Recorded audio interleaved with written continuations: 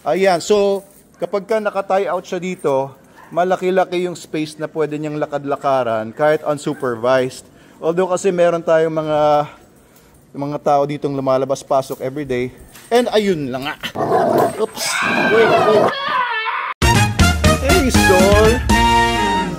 Umupo ulit. Kanina paglabas ko, bigla siyang tumayo. Tapos umupo ulit ngayon. Ay, parang nagpapahimas.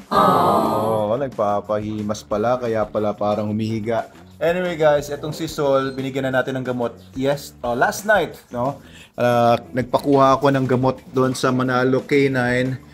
Salamat Sir Jukes at dinala mo kahit na gabi na. Kasi kahapon guys, hindi nga ako nakapag-vlog.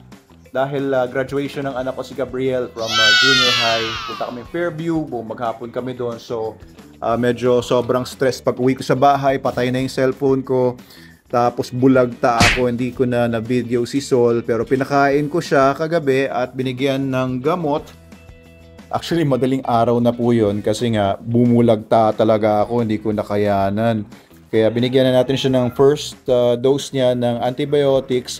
May mga nagtatanong, ano bang gamot daw dun sa diarrhea ni Sol. Hindi po natin pwedeng bigyan ng gamot basta-basta ang dogs. Porque may diarrhea ay ipapareho na natin ang gamot dun sa gamot kay Sol. Kasi po, magkakaiba po yan.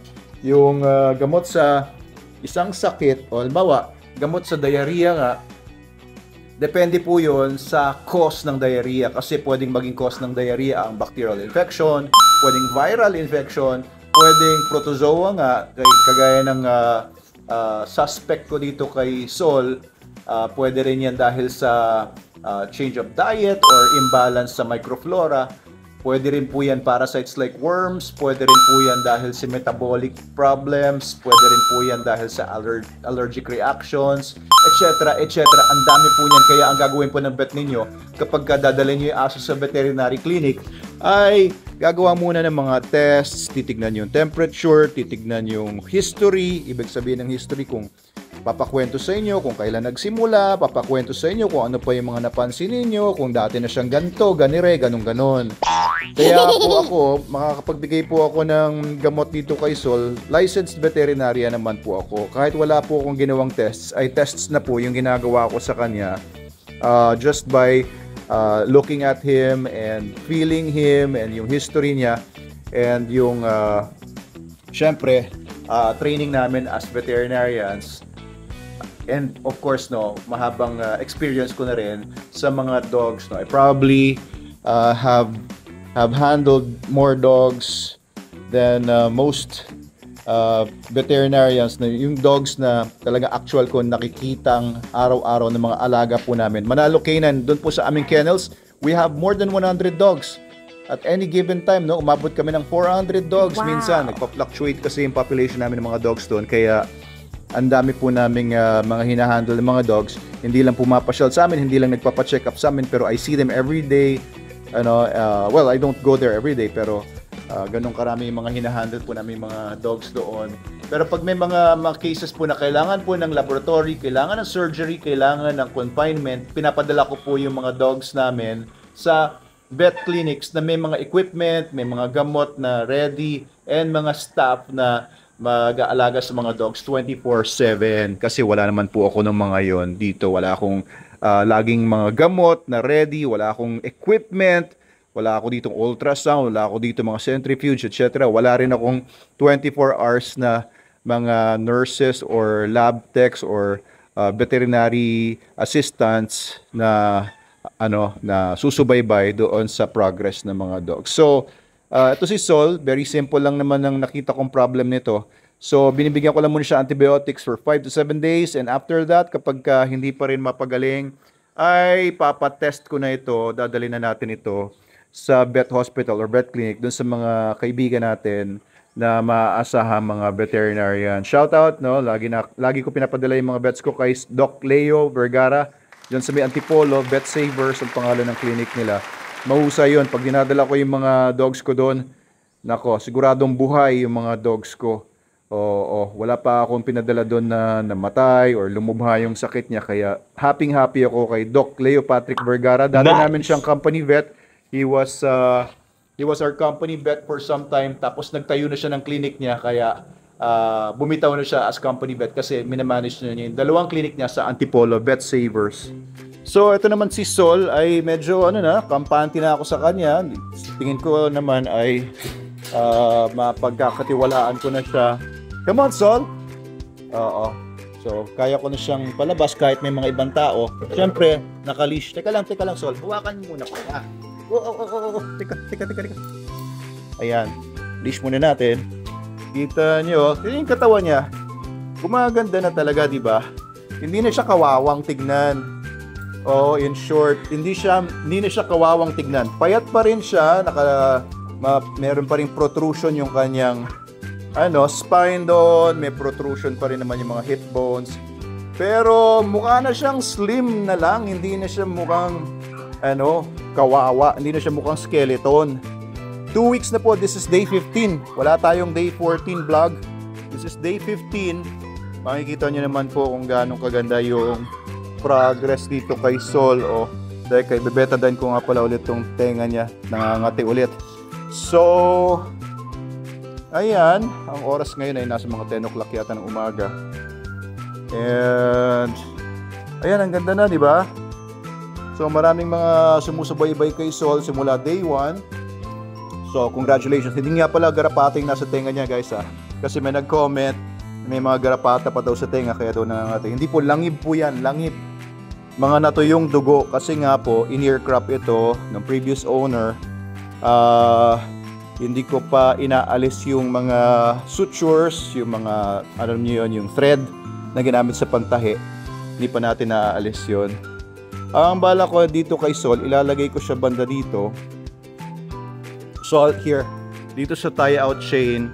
Kasi nga may kuba siya. And I think, nagpapalala dun sa kuba niya yung teka, lagyan natin dito.